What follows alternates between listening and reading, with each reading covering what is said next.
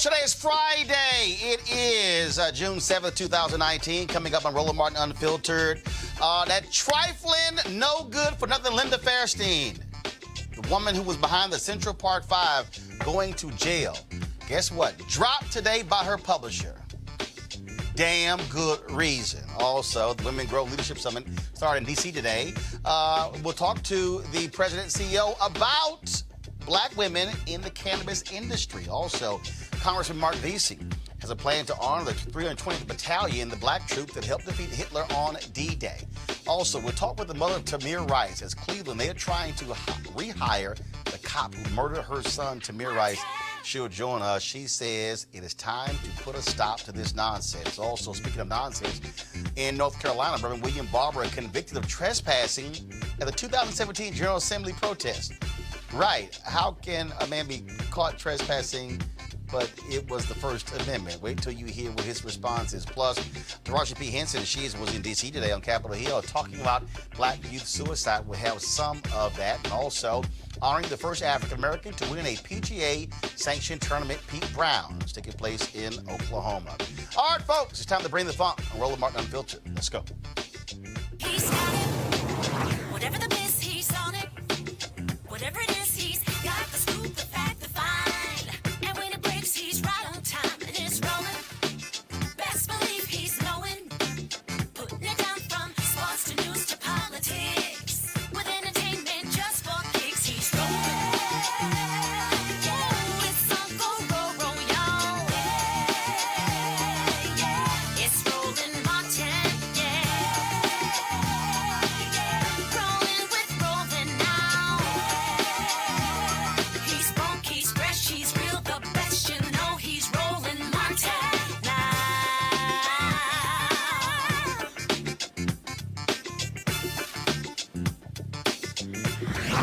Martin. Oh, the hits keep on coming for Linda Fairstein. She's the woman who was behind the conviction of the Central Park 5. Remember, she resigned from 2 boards, including Vassar College. Well, today her publisher dropped her. All of this after the Netflix drama series When They See Us debuted last Friday. And so here we are a week later. Public pressure has been building against her. Of course, Raymond Santana, as well as Yusef Salaam, they've been leading a petition to get her dropped. They also want Amazon not to sell her books. More than 50,000 folks have signed that petition on change.org. And so now she loses her publishing deal. The hashtag cancel Linda Fairstein, this movement has been spreading on social media.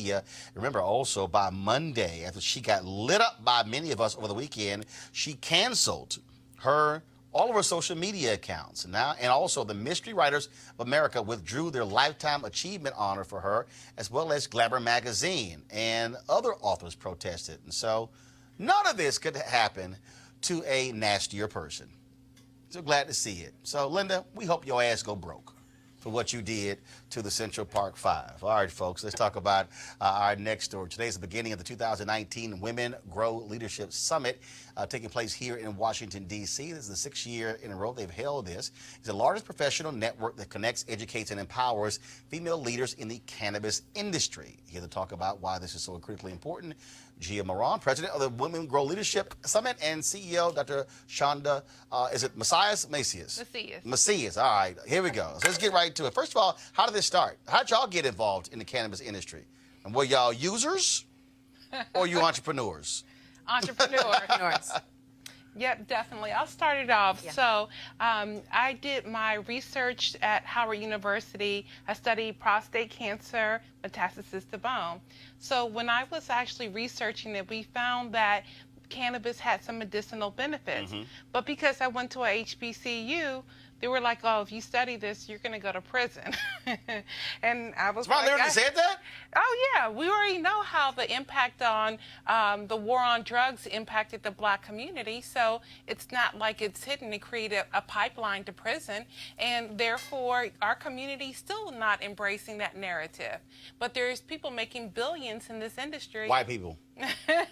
No, see, we're specific on this show. Yes, okay, and we're not a part of that. So us creating the platform at Women Grow is to actually show that there are Black women that are now bringing awareness that you can engage in this industry. So for me, I'm coming from a financial services background, and so I had practices. For everybody at home, that means get paid. Go ahead, I'm sorry. I worked on Wall Street for 15 years. How's that? Is that plain enough? There you go. That's right.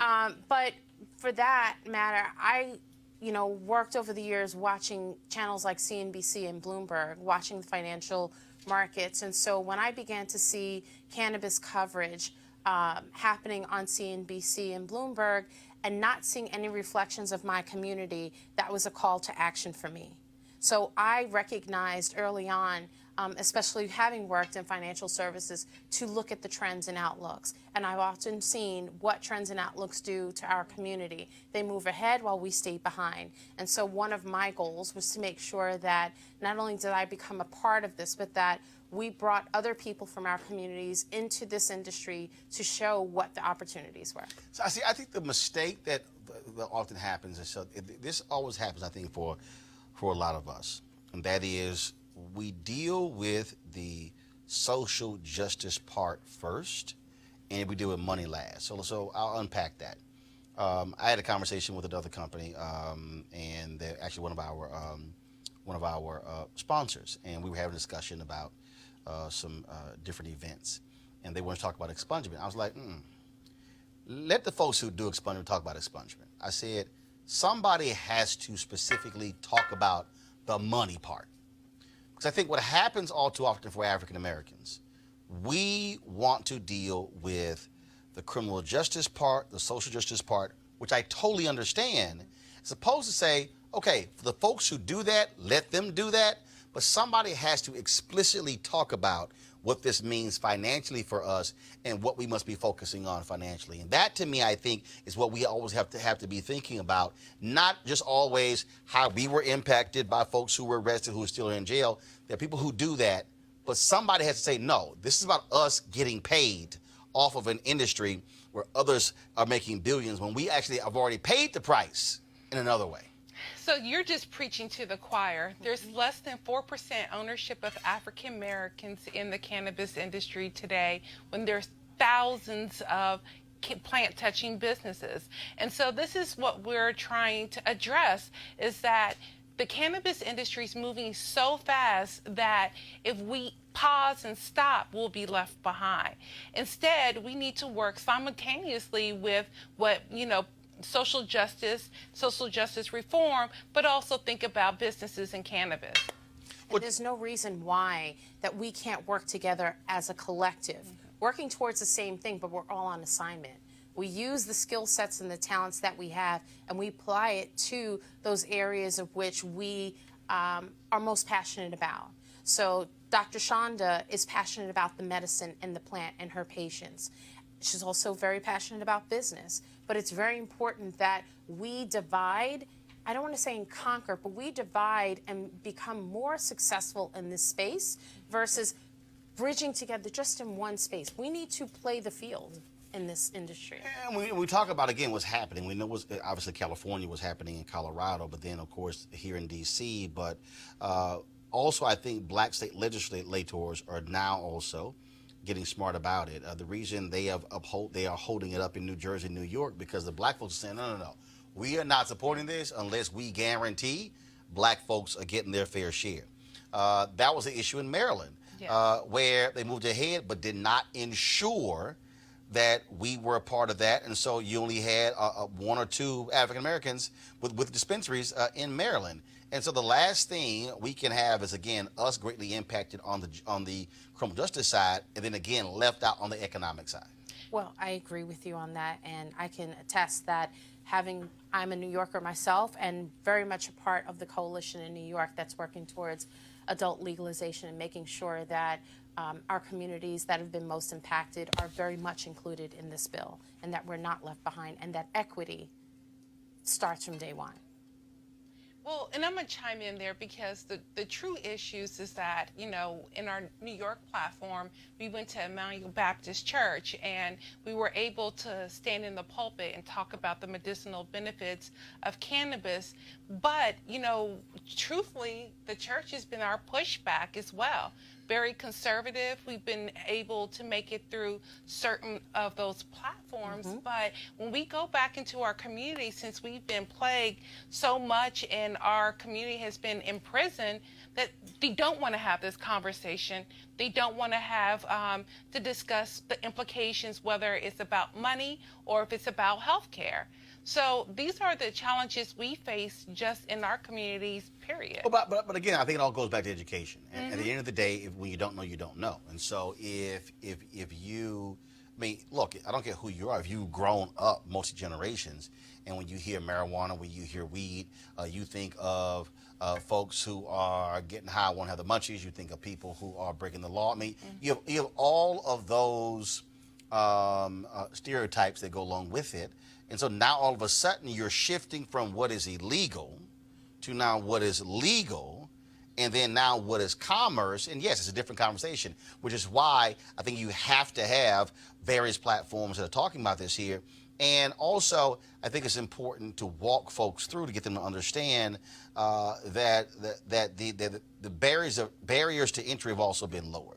And that is, what are the available opportunities? We had a couple of years ago, we interviewed Montel Williams, and we talked about, he has a couple of publicly traded companies, and we talked about that. And so his whole deal was like, look, this is not where, okay, you need $25,000 to be able to get into this. He's like, look, here's a publicly traded stock where you can be able to access. And again, it's just to me, it's this constant state of education, because so many of us simply don't know, because that's just not what we do.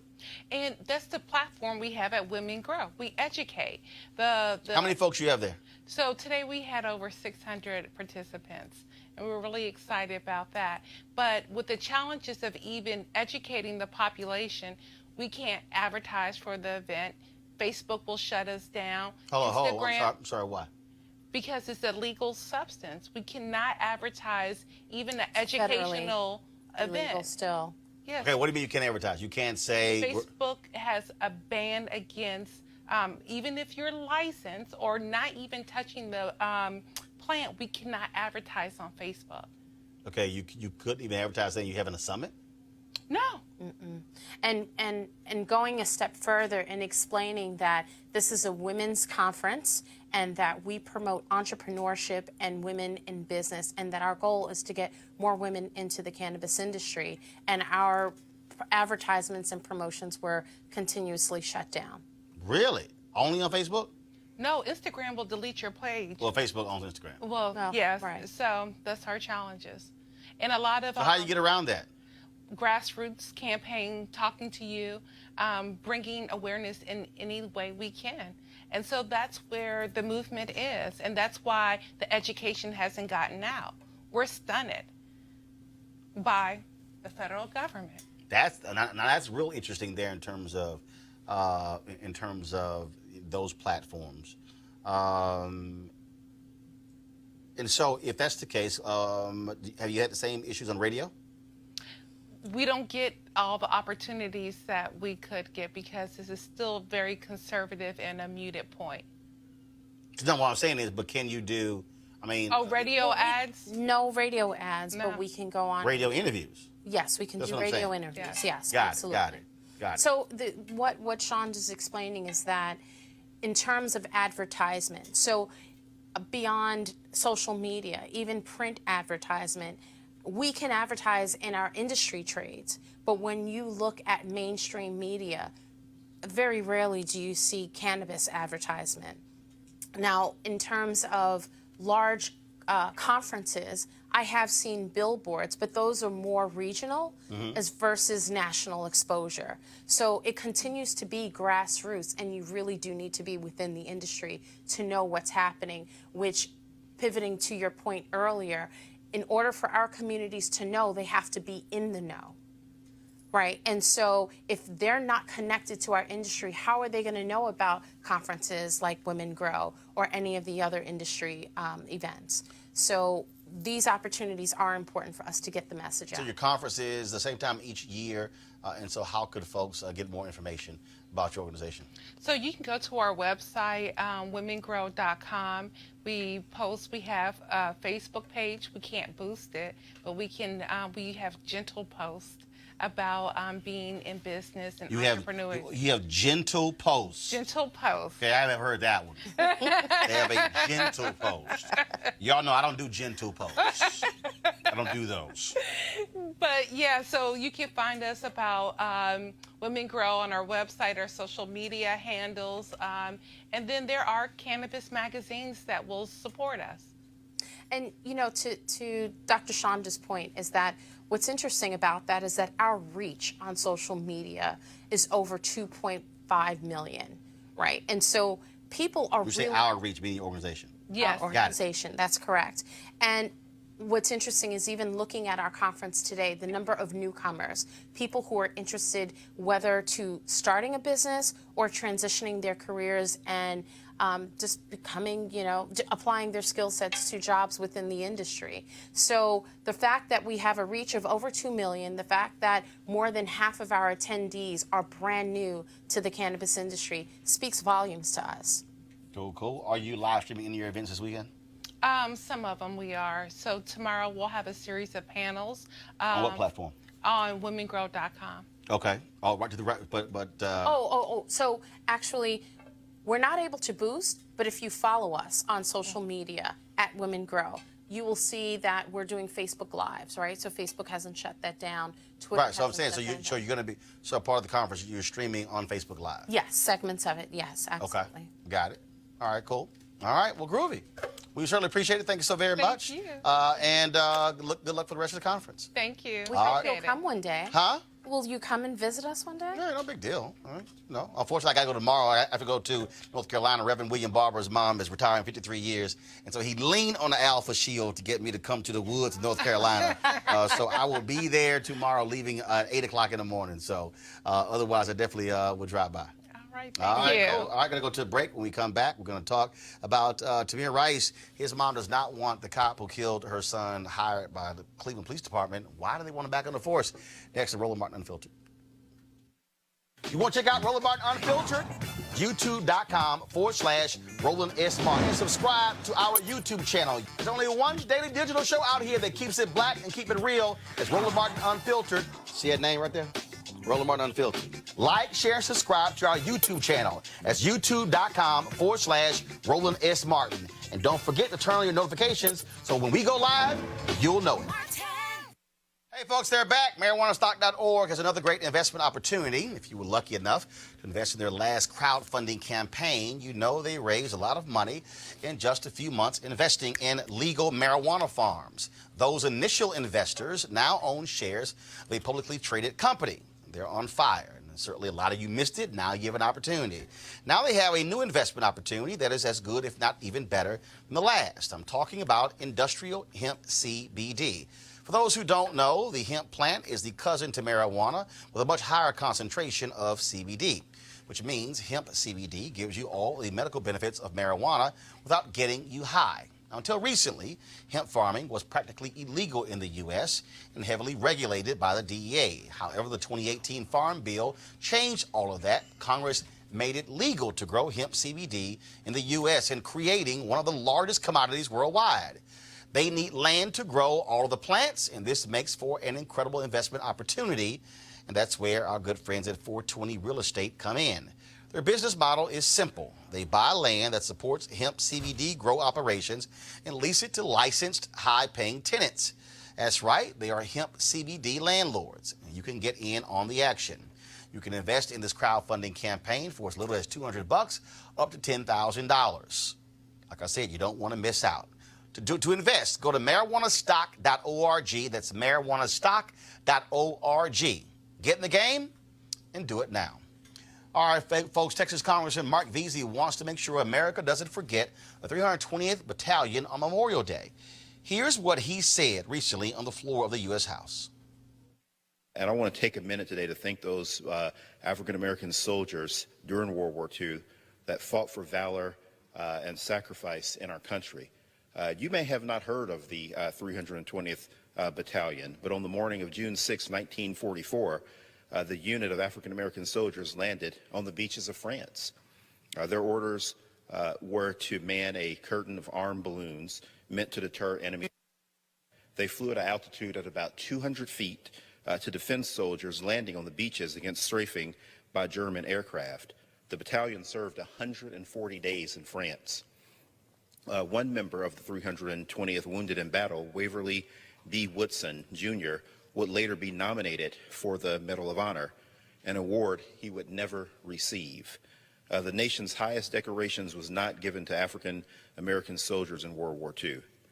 Members of the 320th, the 1st African-American Battalion, included hundreds of soldiers, were sent abroad to fight for liberties denied to them at home.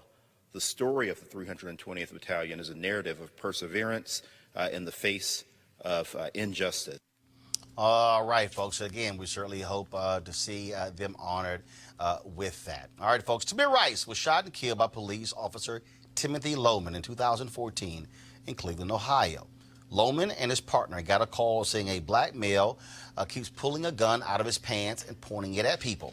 The caller also told them several times that it was a child and it was a fake gun. Tamir, of course, was playing with his sister at the Kudell Recreation Center, a park in the city of Cleveland's Public Works Department. Loman had been fired and reinstated before he killed Tamir. And, folks, now the police union is trying to get another job for him. Joining me on the phone to talk about what's going on is the mother of Tamir Rice, Samaria Rice. Samaria, welcome back. Welcome to Roland Martin Unfiltered. Yes. Hi, Roland. How are you? Nice to talk to you again since we were at the Maxwell concert. Absolutely. Yes. Good to chat with you. So yes. the union is trying. So Loman gets fired, and they're trying to get his job back? Yeah. So the president of the police union, Jeff Farmer, he has assisted Timothy Loman with the appeal process to get his job back. The arbitration told him no, but he appealed it, and now we're just waiting to hear from a common pleas judge. So we're just waiting to hear if he's going to say yay or nay. So what are you doing? How are you galvanizing folks to put pressure for Loman not to get rehired?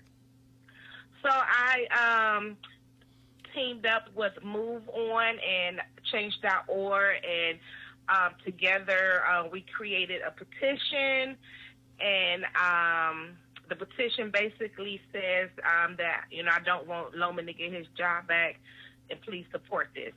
And we galvanized over, maybe almost up to like 200,000. But when I did my press conference this past Monday, I was only able to drop off 170,000 petitions to the president of the police union, the CPPA. So I did a press conference in Cleveland, and I dropped off 5 boxes. And at that time, it was 170,000, like I said. But right now, we could be well over 200,000 signatures because the petition is actually still going on Move On and Change.org.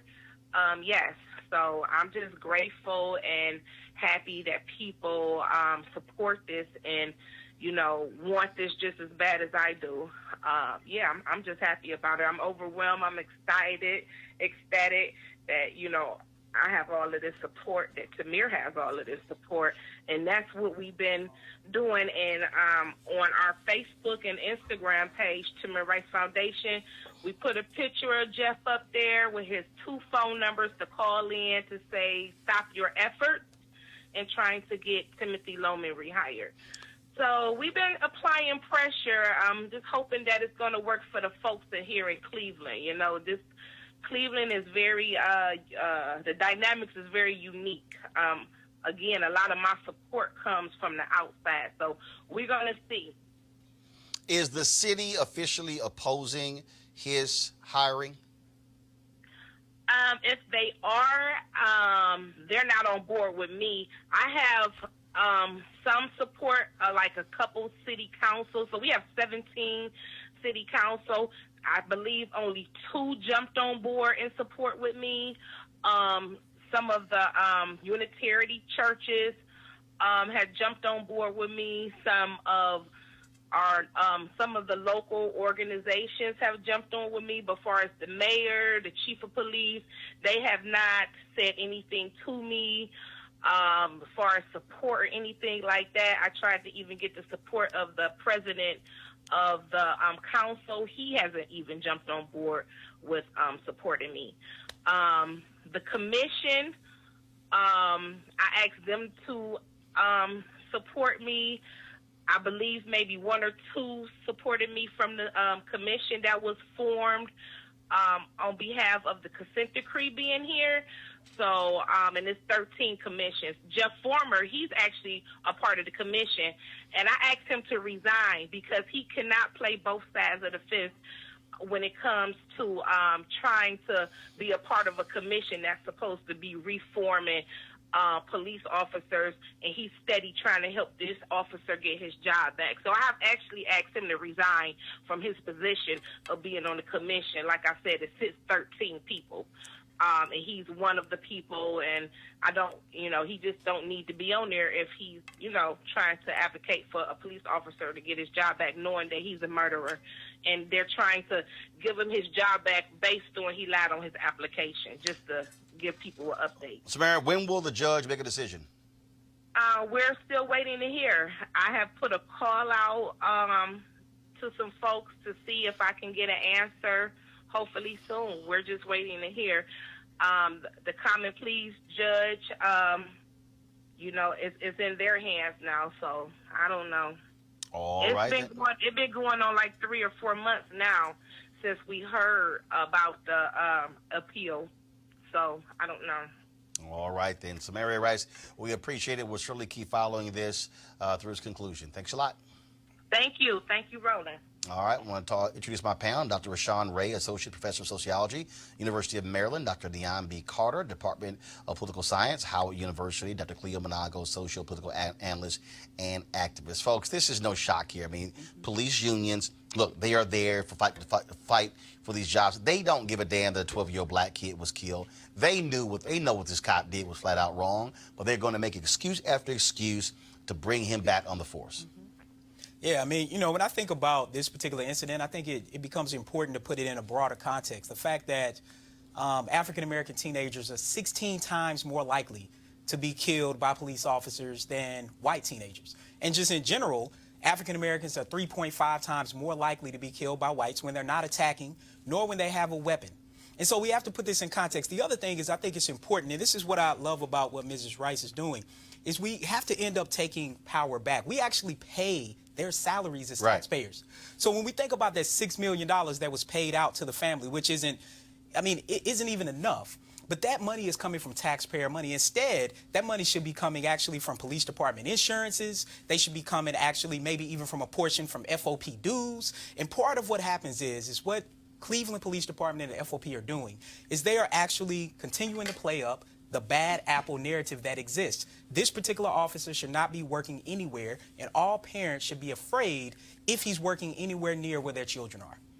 Absolutely, and I think the thing that we're also missing is that Officer Lohman was deemed to be inadequate for service before he took the job when he murdered Tamir Rice. So he is known to be a problem in the field, and absolutely we should expect other things like this to happen with this officer because he is ill-trained and he is ill-suited for this job before this murder occurred. So if the police officer actually cared about him and the safety of the public, they wouldn't have allowed him to be on the street in the first place. But they allowed it, and now they're going to continue to support him, I guess, under this false claim that he is been found not guilty of anything, right, that he is fit for duty, but this man is absolutely unfit for the job of protecting the public, and he absolutely represents a real danger. Unfortunately, a danger that has the full endorsement of the police union and the state to do whatever to the public.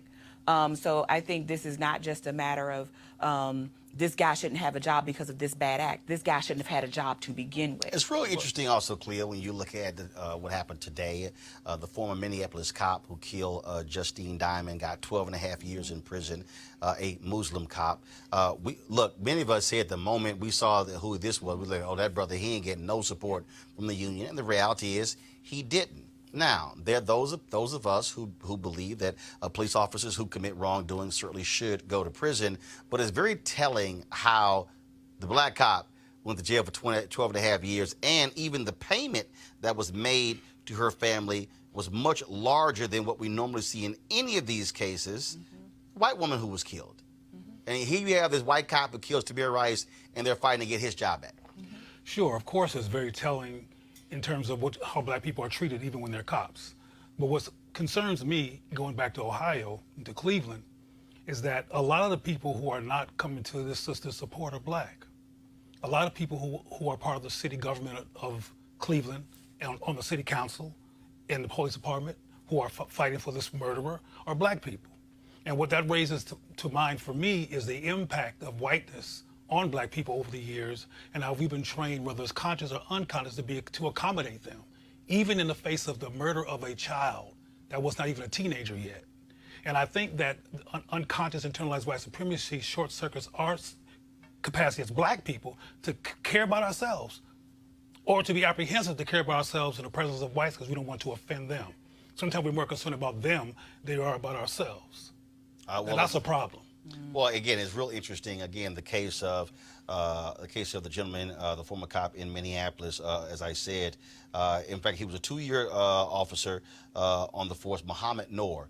And this is what he said in the courtroom. Here we go to my iPad. An emotional. He said, "I knew in an instant I was wrong." He also apologized for taking the life of a perfect person. Remember, she was an unarmed Australian woman who was walking towards his car. And he was convicted. He was convicted in 2017, but the sentencing just took place today there in Minneapolis. All right, folks, let's talk about North Carolina, where civil rights leader Reverend William Barber was convicted on Thursday. Forget this, trespassing, stemming from his 2017 protest at the North Carolina General Assembly. Now, the crazy thing is they had barred Reverend Barber from protesting. They were there protesting health care. And the Republicans in that state barred him and others. It was him, I think about 46 others, who had gotten arrested saying, oh, they're trespassing if they come back. Well, they actually believe in the First Amendment. And so they came back to protest, and then they had them arrested. Then he was convicted. The judge pretty much was like, why in the hell are we doing this?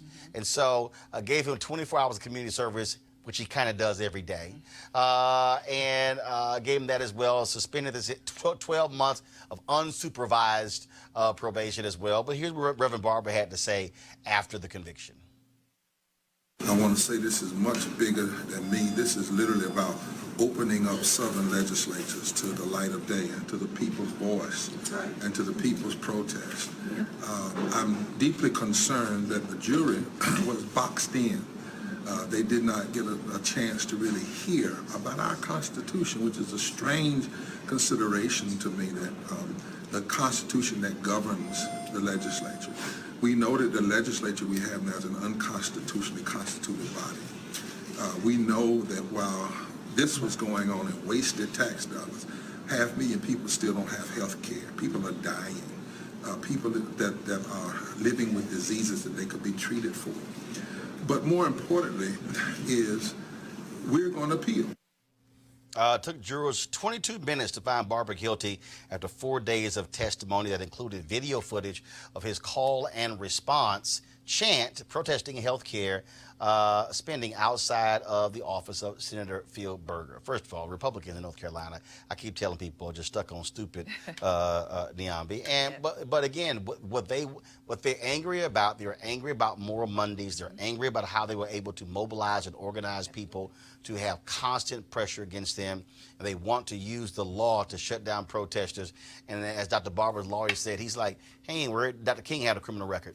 Absolutely, and this is what he's been doing for almost a decade now, right? This Moral Monday protest has probably been the biggest thorn in the side of the North Carolina state legislature. He has not let these people off the hook, not one iota, not about poverty, jobs, environment, healthcare, you name it. But this was just about sending a message. And I think they picked the wrong one this day, because Reverend Barber and those who he is organizing with and who he is rounding up around the state and around this nation are not going to be quieted. I mean, because part of the issue is the state legislature allegedly works for the people of the state of North Carolina and in their best interest. So this is a moment where you have a state law which is in violation of the U.S. Constitution and the rights granted to citizens. And so this should not have occurred. And these people were in no danger. They just were made uncomfortable. They didn't want to have to be accountable to the citizens, and they didn't want to be confronted. That's all this was about. He made too much noise, and he disrupted their day. How? It's hilarious, Cleo, literally to say you're mad that citizens, taxpayers, were there protesting, so therefore they're trespassing on property they pay for. Absolutely. Well, we know how incompetent these people are when it comes to mental health. We know how irrational they are, and we know how focused they are. It didn't matter that the doctor was not breaking any laws, doing anything wrong. They want to silence him.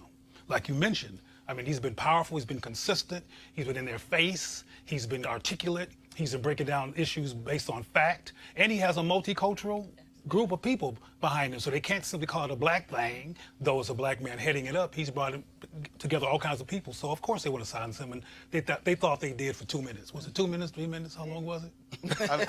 22 minutes. 22 minutes. That's how long it took them to convict. Right. It amazes me how weak Republicans are. They love calling people snowflakes. No, they're soft. Yeah, I mean, I think about who gets the right to enact the First Amendment or even the Second Amendment. I mean, and essentially what we're talking about is a lack of transparency. Once again, we see another issue where taxpayers pay the money to put these people in office to do things for them. And so part of what's happening is, first, we need the law to be changed. I think, second, it speaks to the fact that taxpayers should demand this particular type of transparency. And then third, we see the way that race in particular mutes people's ability to fully enact the First Amendment. And it's highly, highly problematic. And again, when you look at the actions, let's talk about what happened in Syracuse, where a police officer, Chris Busky, arrested, y'all, this is a trip, arrested Sheolin Moore for playing loud music. Now, remember, we've heard this before. Remember, Jordan Davis was shot and killed by a white man in Florida for playing loud music. That white man is in prison for life. Jordan Davis's mama is now Congresswoman Lucy McBath. But we're going to play the video for y'all of this cop acting a fool because of loud music. Take it as a form of arrest. Hey, he's telling the truth, man. If you got nothing on you, get out of the car. I don't got nothing on me, but get the fuck out of the car, else you're getting sprayed. Why he doing all that? Why he doing all that? Why he doing all that? He not resisting or nothing. Why he doing all that? Why he doing all that? Yo, why you punching my man? Hey, what's the deal with this guy? Yup, I'm on you. I ain't. Fucking move. Look, they bugging for nothing. Look. Don't you move. I ain't resisting or nothing. Shut it down. What's going on? Why y'all doing all that? Why y'all doing all this? Why y'all putting me in handcuffs and stuff? Yeah, now here's what's crazy. So Moore was pulled out of his vehicle because the cop wanted to search the vehicle. And he said no. So then the cop pulled him out. So now we get to search vehicles because the music too loud? But proceeding, wait, what are you looking for? An iPod? But preceding that, he was so disrespectful and dehumanizing and treating him like and beating. This goes beyond these issues. There's some white people who are really, really angry in this society about the presence of black people. And black people are being killed and harassed and murdered and traumatized because these people have issues. We need to look at how people get to treat people as well. Not just shoot them, which is, of course, horrible, but that all this cussing, and these are grown people they're talking to like this. But this is, I mean, and again, the young man did what he was supposed to do, which is, no, you don't get the right to search my vehicle. That is a violation of his Fourth Amendment rights. And I tell anybody, do not let them make them get a warrant. But in more than that, these noise ordinances are about policing black people, whether it's Reverend Barber in North Carolina saying he's making too much noise or he's playing his music too loud. Because remember, there was a woman in Garner, North Carolina, who had her family pulled out of the house because she was playing Malcolm X speeches at a tone and at a volume that her neighbors didn't appreciate. And this is like 8 officers show up at her house. So there's all of these efforts to police black people just being in the world. So let me read this statement from Syracuse Police Chief Kenton Bucker. Here we go to my iPad. Consistent with the Syracuse Police Department use of force protocol, the incident that occurred on Grace and Oswego Streets on Friday night was immediately reported to the department following the incident. The case was already under review before the video was posted online. I recognize the concerns that have been raised by the community, and I want to ensure the community that under department protocol, when officers use force, including this time, we complete a thorough investigation. The vehicle was pulled over because of a violation of the city's sound reproduction ordinance, a quality of life issue frequently reported to the department for action. Importantly, it occurred immediately following a coordinated police response to Skiddy Park, where individuals were involved in the sale of illegal substances and an unlawfully possessed handgun was recovered. Officers heard the noise from the vehicle as they were concluding the drug and weapons investigation at the park. The vehicle was stopped a few blocks from the park. I want y'all to put a pin in that because I want you to remember that. I'm going to come back to that. The incident is under active review, which will occur on a timely basis. The officers continue to be in service and will be interviewed as part of the review. Let me unpack that. This is the cute job cops always play. So here you have the police chief talking about where the officers came from. At no point in this does it say that Shaolin Moore and the guy riding with him were selling drugs. But he is trying to link the two together. Okay, for instance, go back to my iPad, where individuals were involved in the sale of illegal substances and an unlawfully possessed handgun was recovered. There's no need to link those two if Moore and his friend were actually not in the park. This is the police chief trying to connect drug sales and a legal possession of a handgun with this arrest by saying, oh, and I love this here, the car officers heard the noise from the vehicle as they were concluding. The vehicle was stopped a few blocks from the park. So why in the hell are we discussing the park? If the vehicle was stopped a few blocks from the park, why are we discussing the park? That's the game they play by trying to connect black folks to drug selling as well as an illegal handgun. That's what's going on here. I mean, without a doubt. I mean, there is a New York City study that looked at 700,000 traffic stops, or actually just people kind of being stopped and frisked. And what it found was that African Americans were significantly more likely to be stopped relative to whites, but blacks were actually less likely to have something on them.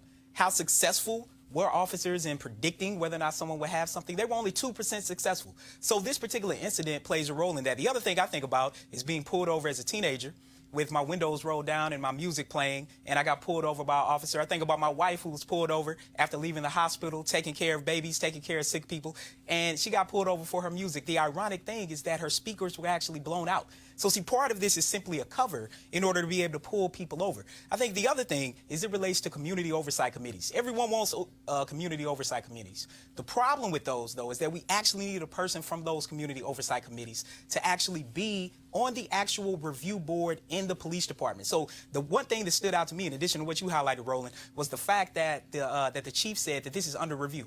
Yes, it's under review internally by police officers actually aiming to police and hold other police officers accountable. What we need is for people from the community review board to not review these cases after there's already a decision made, but they actually need to weigh in on these as a voting party on the actual committee in the police department. And I think part of this is people have to continue to record these particular incidents. I mean, in this regard, we're simply in MLK's collection of facts, right? We're just in the first step of the nonviolent campaign. Well, in this first of all, movement for here's Black the other lives. piece, though. What did the passenger do? Nothing. And honestly, So he's under arrest? Yes. Because he said, stop recording. Because he's a witness to what's happening. Honestly, what you read from that police officer, that chief of police, actually is very reminiscent of stories they used to tell about black men after they lynched them. This sounded like the setup to a murder to me. Right. Because dead men right. tell no tales. So they were already deciding what the story was going to be, which these young men were at this park, were selling drugs, and therefore they are criminals and they deserve to be mistreated, mishandled, and anything else that came after that. I'm just glad that these young men get to go home tonight. Now y'all understand why black people got mental health issues. Absolutely. We talked about that yesterday with the head of the Black Mental Health Alliance about the rise in suicide rates among black children. starting as young as 5. Well, today on Capitol Hill, the Congressional Black Caucus held a discussion about that, and actress Taraji P. Henson expressed concern for the issue when she testified before this Congressional Emergency Task Force on Black Youth Suicide and Mental Health. It dawned on me the reason why we don't have a mini psychiatrist, not that we don't have them, that they're not easily accessible, is because we in the African American community, we don't deal with mental health issues. We don't even talk about it. We've been taught to pray our problems away. We've been demonized for coming out saying we have issues, and we have trust issues.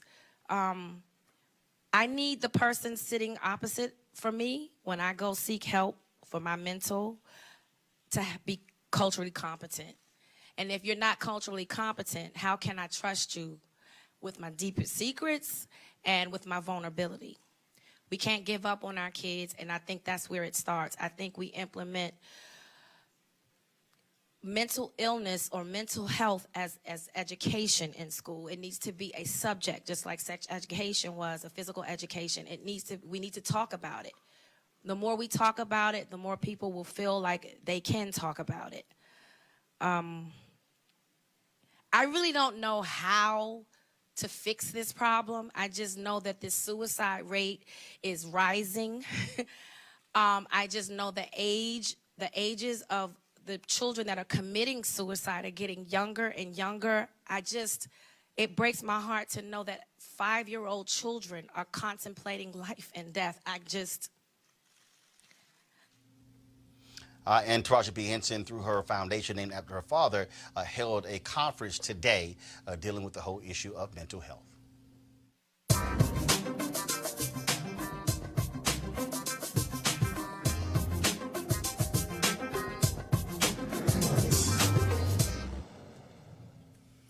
Folks, this is part of our continuing series focusing on the American worker, sponsored by the union AFS-CME. And, of course, we know this week we dealt with the death of Chef Leah Chase from New Orleans. She passed away 6 days ago, surrounded by her family. She was 96 years old. And so there's a woman who's a member of the AFS-CME union who talked about the importance of food, working for children, and, again, what you must do in the workplace in terms of gaining respect, not only people you work with, but also the respect for workers. Here is this week's American Worker segment. A lot of the times people look at them as juvenile delinquents, but everybody has a past. Nobody's perfect. My name is Tanisha Barnes. I work at New Beginnings Department of Youth Rehabilitation Services, and I'm a cook there. At 3:15, I get up, get myself ready. I have to leave out by, no later than 4:25 to get to work. When I get to work at 5 o'clock, I cook, prepare breakfast, prepare lunch.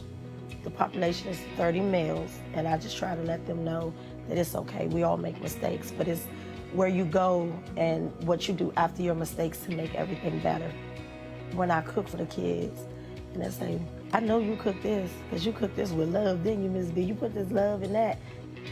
Having children and then becoming a union member shows me that it's more that I could fight for, better education, better paying jobs, safety. You're helping develop something more meaningful in the workforce. I even got my kids involved. We do rallies, we do door knocks. I'm working for myself, I'm working for my children, and I just want them to be proud of me for going after what I believe in and following my dreams as I try to push them to do the same thing. I love my kids and I love the kids I serve, and I'm glad that I can go and make a positive impact on their lives every day.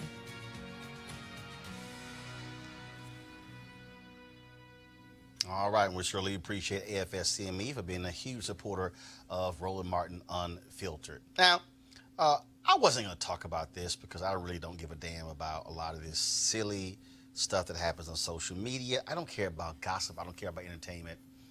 But I needed to deal with this, okay? So how many of y'all have seen people talking about this ridiculous image of Beyonce and Jay-Z sitting courtside at the Game 3 the other night, and the wife of one of the Warriors owners leans over and she's talking to Jay-Z, okay?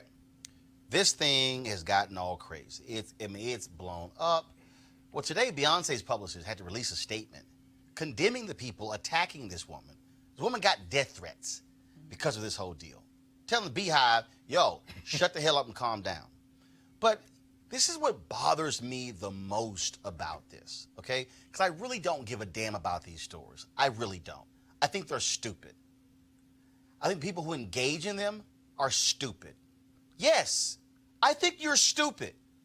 You're sitting your ass at home. You know nothing about the conversation taking place between Jay-Z, Beyonce, the wife, and the husband. You know nothing. Yet you are sitting at home assuming you know what she's talking to Jay-Z and Beyonce about. The woman says, I was asking them, what do y'all want to drink? Now let me, again, unpack it. He's the owner. She's the wife. They're guests. They're guests of them. So don't you think that if we're at a game and Rashawn or Dr. Carter or Cleo were sitting next to me, and let's say I was talking to Dr. Carter and Rashawn is sitting right here and it's loud as hell, I'm probably going to lean over to say something. But no, all of these people are losing them. And that's right. That's right. Give him the girl, give her the side eye. She talking to your man. This is stupid. This woman is in tears. She has deleted her Instagram account because she's been attacked and getting death threats and people trashing her. And why do I keep saying her? Because I'm not going to say her name. Because her name is not important. Her husband's name is not important. But at some point, I need people to shut the hell up and get on with their own damn lives and stop being so fixated over dumb shit. And that's what this is. This is stupid. Absolutely stupid. In fact, there's been more conversation about the side I lean over than what happened on the other side of the court. There you go. When one of the Warriors owners, who's worth $2.4 billion, pushes Kyle Lowry when he fell into the crowd. That owner, suspended by the NBA for a year, can't attend any NBA games, fined $500,000. According to some reports, he's likely going to have to sell his shares in the team. Because he shouldn't have put his hand on a ball player. When you're sitting courtside, you don't put your hands on it. But my problem is that we, as a society, are caught up in bullshit. The people who are, the amount of time, and I know somebody is sitting here saying, well, you're spending time on this. Yes, to tell y'all, shut the hell up. Stop wasting, it's dumb. Death threats? Roland. Because she leaned the hell over to talk to Jay-Z. Really? Really? What? Okay, I knew nothing about this incident at all. Somehow it got past my radar. But are you telling me that people in the so-called Beehive saw a woman talking to Jay-Z and got mad and made some projections on what she might have been saying to Jay-Z and started a viral conversation about from the Beehivers? Dr. Carter, you want to take this one? Is that what happened? In a nutshell, I mean, Nut is a figure of speech. I mean, I'm like you. I didn't understand what that people saw in an exchange between grown people at a basketball game. Grown people. But these are the Beehivers. That's what I want to make. These are the Beehivers. These are well, extreme come on fans. now. Beehivers are. And there are people who I know. Oh, goodness. People who are smart, educated, who got their ass caught up in this stupid ass story as well. I'm a fan, but that's that woman's husband. Let her worry about that conversation. Like, what does this have to do with me? But here's the deal. Here's what gets me. Didn't the same Beyonce do a song talking about Becky with the good hair? And didn't he turn around and do a song talking about him being with Becky with the good hair? Really? And y'all caught up?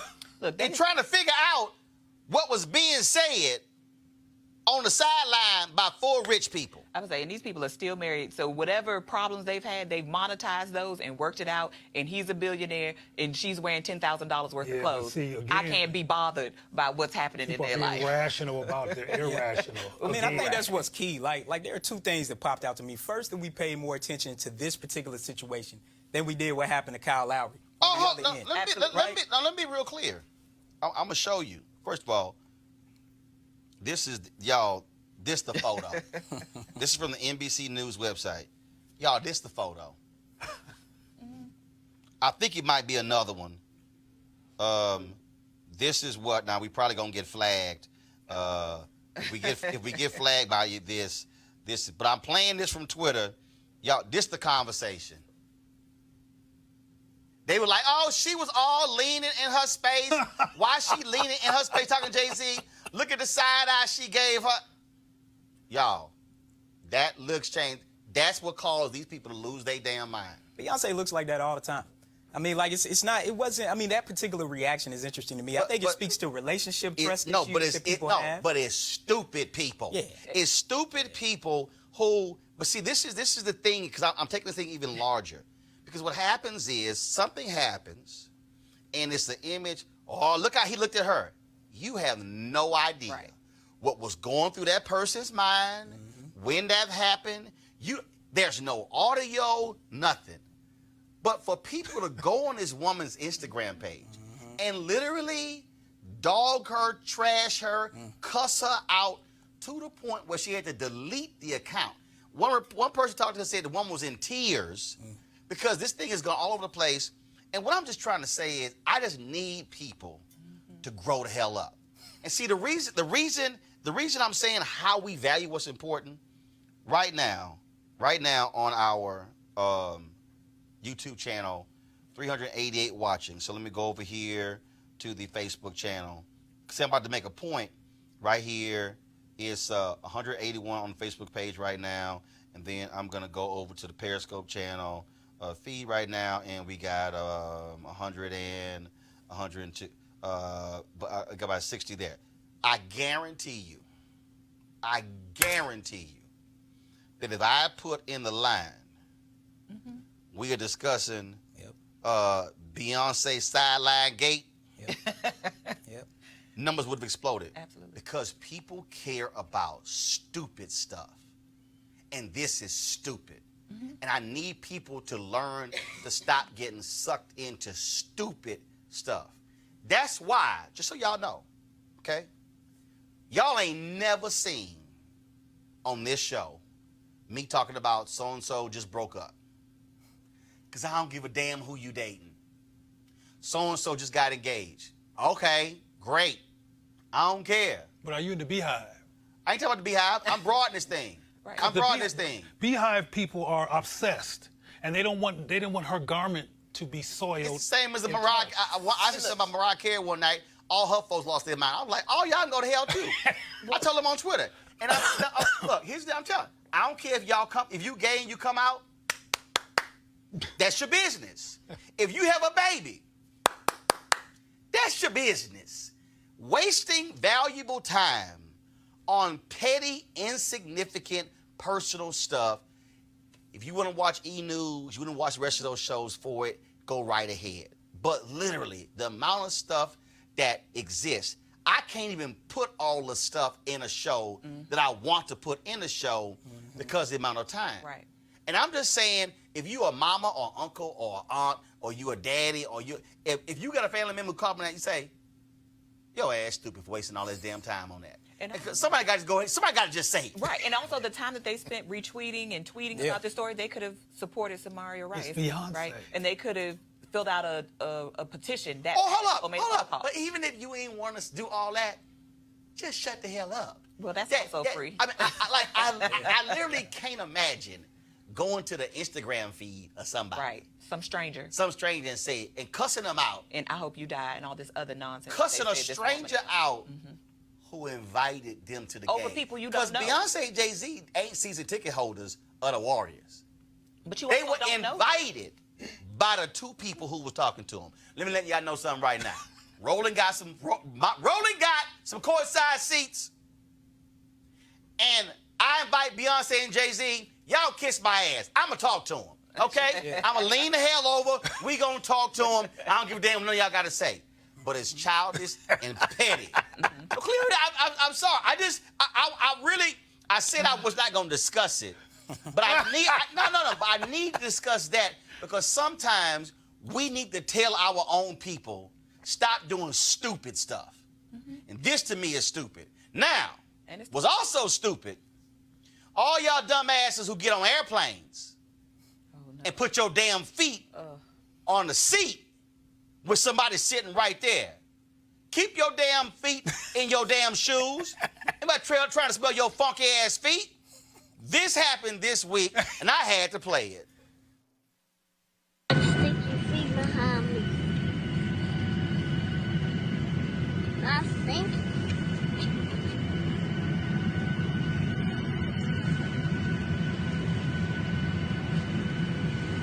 It's a lady.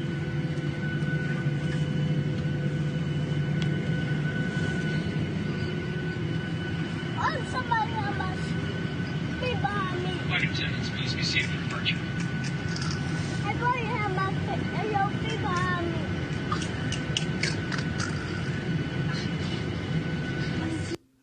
The daddy was cracking up laughing. The boy like, why somebody got their feet behind me? That's why I love kids. Yeah. And keep it honest. I mean, kids keep it honest. They tell it like it is. And what's important is they typically say things that as adults we should say to other people before things escalate.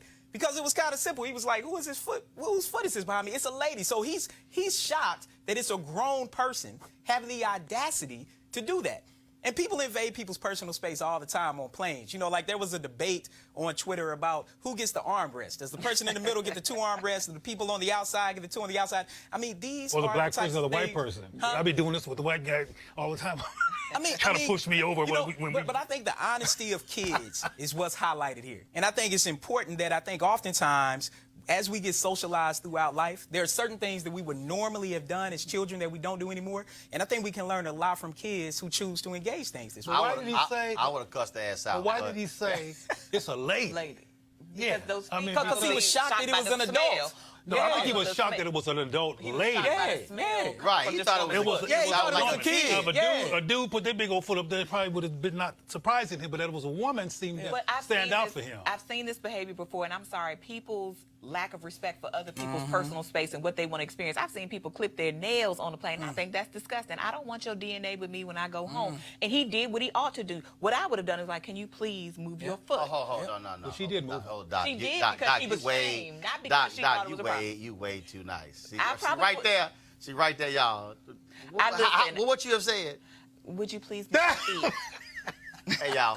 Let me tell you how that would have went down.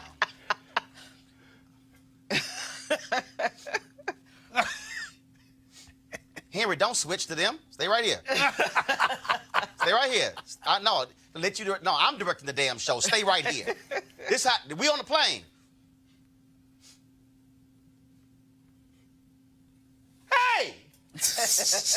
Foot would have moved. I wouldn't even have to get out of my mouth. Right. Could you please move your foot? It would have been, hey! That's all that would have happened. Right. Matter of fact, they would have heard C-32A. Hey! That's what would have happened.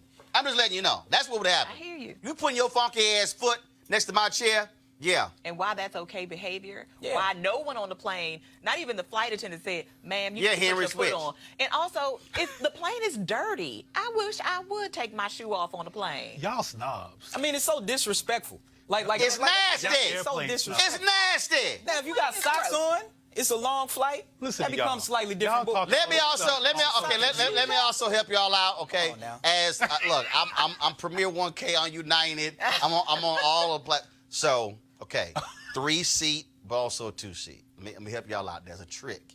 Okay, you ain't got to fight over that damn armrest. Okay, when you're seated in the aisle seat, it's tight because you fighting I ain't sitting by the window in a 3-seat. That ain't gonna happen. Only way that's gonna happen if it was a last minute. I ain't got no other choice. So here's the deal, y'all. Most of y'all don't even realize this here. Aisle seats. Yep. There is a button under the armrest on the aisle seat that lifts the armrest up. So all you gotta do is lift that, turn, and then you just turn to the aisle.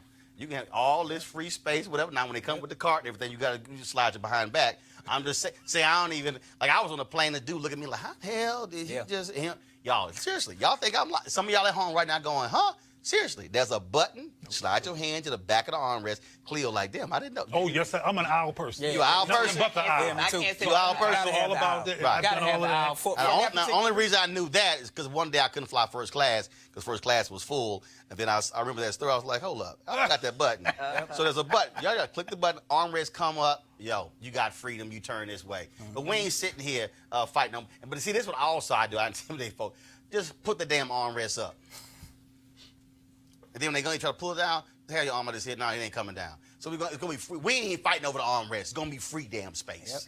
We ain't gonna get real close. We ain't fighting over the armrest. That's one of the things I like about Southwest, because when I get on the aisle, right, and people are coming in, they just go straight past me because they typically don't want to sit by me, right? And so, but if I'm flying on another airline, I'm definitely trying to get an aisle seat, and I'm definitely lifting the aisle armrest up.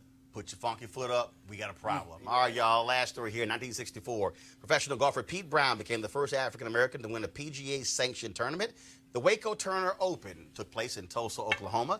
Pete's golfing career began by playing in a tournament hosted by the United Golf Association, an organization formed by a group of African-American golfers who operated a series of professional golf tournaments for blacks during the era of racial segregation in America. One of the folks, of course, who was behind that was the great boxer, the Brown Bomber. Who was that?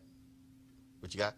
Y'all live in Joe Louis. Joe Louis. All right. At that time, blacks could not play in the PGA sanctioned tournaments due to the Caucasian-only clause of the PGA. Well, fast forward today, the Pete Brown Golf Facility will honor him by renaming a course after him. Of course, Pete died a couple of years ago, and so it's certainly an honor. All right, y'all. Last comment here. Final comment. Anything you want to say? Anything happened this week? What you got? Go. Well, I just want to go back to the mental health issue, if I can, for a moment here, because I have some concerns. A quick moment. A quick moment. Let's call a fight on wrap up 19 years ago, Dr. Alvin Poussant and I were on a panel for the National Association for Equal Opportunity in Higher Education in 2001. He had a book that he put out called Lay My Burden Down, which was about African-American suicides. And it was about it being high and disproportionate back then. And then it went silent. I just hope that Taraji's activity does not do the same thing, because if we would have did something back then when Poussant put his book out, we might not be looking at this issue like we're looking at it now. And we tend to get fired up for a moment around issues that affect us, then we go back into the trance. All right. Yeah. I would just say that we can actually do multiple things at the same time, right? We can actually pat our head and rub our tummy. So we can watch the gossip, but don't forget to keep your eye on what's happening with your government in your local communities, in your state, because that is vital. We are looking at a president right now that is a criminal in so many ways. We are looking at state governments like North Carolina, like Georgia, that are trying to steal your rights. So while you're paying attention to Beyonce and Jay-Z, make sure you are also looking at what's happening in your community, because that's actually going to affect your life. Those people will be rich tomorrow when you wake up and you still won't know them. You know, one of the segments you highlighted was about work, and the big thing that stood out to me was about rehabilitation. And part of that is that Flick Shop School of Business has been starting to do a lot of work using virtual reality to help train incarcerated people for when they get out. Because if we link the cannabis story with the work story, part of what's happening now is that cannabis is an example where we continue to see another example of where black people have gotten screwed over, not just financially, but legally, and a lot of other people are starting to make a lot of money. So that's why I was happy to see these sisters on this show talking about that, because we need to change the laws to actually make things legal across the country, and then we need to actually do some reform with individuals who are in prison. We're developing a virtual reality program for job training, onboarding people when they get out of prison, and I think these particular things are important because we don't want to see the recidivism rate continue to rise. All right, folks, my final comment. We have surpassed 2,000 folks who have joined our Bring the Funk fan club, 2,022 to be exact. We launched this show 9 months ago. Anniversary was a couple of days ago. We launched this on September 4th, 2010. 18, of course, and now it is June 7th, 2019. Now, we certainly appreciate every single person who's contributed. Our goal was to have 20,000 of our supporters give at least $50 a year to join our Bring the Funk fan club. Those of you who have joined our fan club, you have a discount code for products that we have on RolandSMartin.com, including books, and we're going to be adding some other things as well. Why is this important? Because this week was a perfect example. We did the 2.5-hour show on Wednesday, celebrating the life of Leah Chase, of course, who passed away, the great chef out of New Orleans. Next week, on Wednesday, we're going to be in Miami for the American Black Film Festival. Shaft is premiering. We're going to be there, but also we're going to be talking to a number of up-and-coming directors. Because, see, guess what? The John Singletons, the Will Packers, they were able to go to ABFF and actually learn their craft and get lots of connections. I'm going to be moderating a Q&A with Reggie Hutland about his new Netflix documentary, The Godfather, which is on now, talking about Clarence Avant, of course, who was involved in the music industry, but also in Hollywood and the civil rights industry as well, plus in politics. And also, we'll be at New Orleans for Essence Music Festival, but also traveling in other parts around the country. You have NAACP convention in July. You have the National Urban League taking place, National Dental Association here in D.C. In fact, June 18th, we're going to be live streaming a summit dealing with the United States Census, its impact on African Americans. Why am I saying all of that? Because the reality is there's no other show in the digital space like this. None. You can try to find it, don't exist. There are people who have shows, but are they doing a full-fledged 1-hour news shows every single day? No. Are they doing live streaming of summits, of conferences, of rallies, things along those lines? They are not. Also, you take that with our 1-hour interviews. And so we're doing a hell of a whole lot with not much. And the reason I say that's also critically important because we love to talk about what we need, but somebody has to build it. Somebody actually has to build it. Okay, Ebony Magazine didn't just all of a sudden just happen. No, it was built by John H. Johnson, taking a loan from his mother, bargaining against her furniture to start the magazine, to start Negro Digest, to start Jet Magazine. When you look at all of these companies, that's what it requires. We've been going for 9 months. I haven't paid myself a salary because we're trying to keep the doors open and pay staff. And so we can't talk about why we don't get our stuff covered when we don't have the platforms to actually do it. So we want you to join our fan club to help us do that. We're talking about, if you gave $50 in a year, that's, folks, about $4 a month, 13 cents a day. And I can tell you the conversations that we have are a hell of a lot more vibrant than what you're paying $200 a month for watching on those cable networks. And so we want you to support us, and we want you to do it today. And so this month, my goal is to get us 1,000 new fan club members in the month of June. You can sign up right now by going to RolandMartinUnfiltered.com. You can go to, you can do so with PayPal, Square, or even Cash App. If you do use Cash App, be sure to put your email down so we can send you the promo code. So we certainly would greatly appreciate that. Again, tomorrow I go to North Carolina. Reverend Dr. William Barber, his mom retires. 53 years of service. And so we're going to be in North Carolina celebrating her. He hit me up. He was there, man, you got to come. He was leaning on an Alpha Shield trying to get me to come to North Carolina. Here we go to my iPad. This is the program here for his mother. It's taking place Saturday, June 8th. So 4 p.m., Plymouth High School Gymnasium, community celebration of music and arts honoring Mrs. Eleanor Barber for her retirement and 53 years of service. And so we are looking forward to that. Greenlee. So y'all can also tell everybody know where this is because he sent the fly. They ain't even put the town. It's in North Carolina. They ain't even put the town on here. Plymouth High School Gymtorium. Y'all know what that means? I'm going to Plymouth, North Carolina. That's probably where I'm going. And he told me, he said, Roland, you coming to the country. He said, you coming to the country. And so, again, I'm going to be there tomorrow. And so we'll certainly look forward to it. Folks, we hope you'll have a great weekend. We're going to close the show out, of course, playing for you all the folks who've given to our fan club. And I appreciate every single one of you because your dollars makes this show possible and makes it possible for us to do what we do. And so I shall see you on Monday. Holla!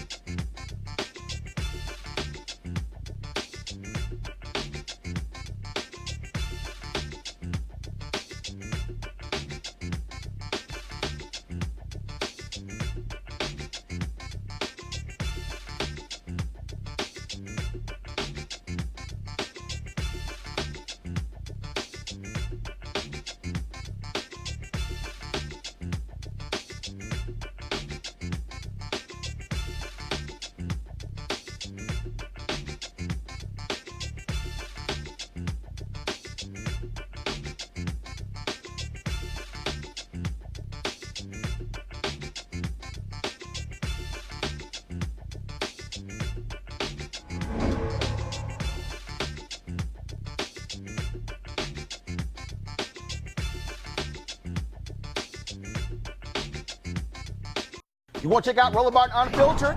YouTube.com/Roland S. Martin. And subscribe to our YouTube channel. There's only one daily digital show out here that keeps it black and keep it real. It's Roland Martin Unfiltered. See that name right there? Roland Martin Unfiltered. Like, share, and subscribe to our YouTube channel. That's YouTube.com/Roland S. Martin. And don't forget to turn on your notifications so when we go live, you'll know it. Hey fam, want to check out Roland Martin Unfiltered? The blackest show on all of digital, cable, and broadcast. Check out our audio podcast. There's only one daily digital show out here that keeps it black and keep it real. It's Roland Martin Unfiltered. Press play. You want to support Roland Martin Unfiltered? Be sure to join our Bring the Funk fan club. Every dollar that you give to us supports our daily digital show. There's only one daily digital show out here that keeps it black and keep it real. It's Roland Martin Unfiltered. Support the Roland Martin Unfiltered daily digital show by going to RolandMartinUnfiltered.com. Our goal is to get 20,000 of our fans contributing $50 each for the whole year. You can make this possible. RolandMartinUnfiltered.com.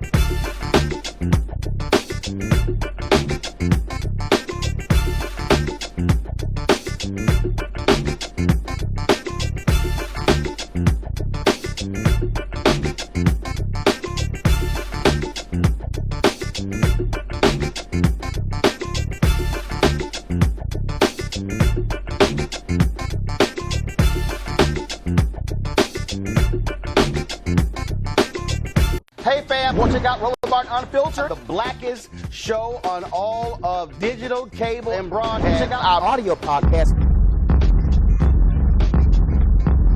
There's only one daily digital show out here that keeps it black and keep it real. It's Roland Martin Unfiltered. Press play. You want to support Roland Martin Unfiltered? Be sure to join our Bring the Funk fan club. Every dollar that you give to us supports our daily digital show. There's only one daily digital show out here that keeps it black and keep it real. It's Roland Martin Unfiltered. Support the Roland Martin Unfiltered daily digital show by going to RolandMartinUnfiltered.com. Our goal is to get 20,000 of our fans contributing $50 each for the whole year. You can make this possible. RolandMartinUnfiltered.com.